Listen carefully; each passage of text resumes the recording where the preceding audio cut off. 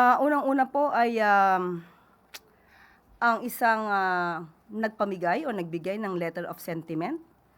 Kung di tayo nagkakamali, ito ay nangangalang John Santander. Para siyang isang nuisance candidate na parang binigyan ng pera para bumili ng suka at isinabay ang pagbibigay ng letter of sentiment para dalhin sa ICI. Kung inyo makakahalubilo muli ang isang John Santander, maaari po ba niyong itanong sa kanya kung alam ba niya ang mandato ng ICI?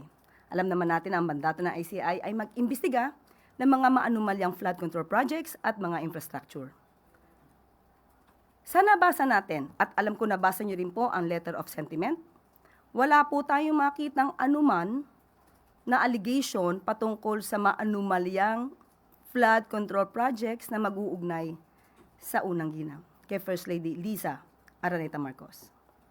Pangalawang tanong, alam po ba niya kung sino ang source ng kanyang mga sinasabi? Pangatlong tanong, siya po ba'y may personal knowledge sa kanyang mga sinasabi? Dahil kung walang personal knowledge, ito ay magsisilbing hearsay evidence. Kung hearsay evidence, ito po ba dapat ay binibigyan pa ng pagtutuon?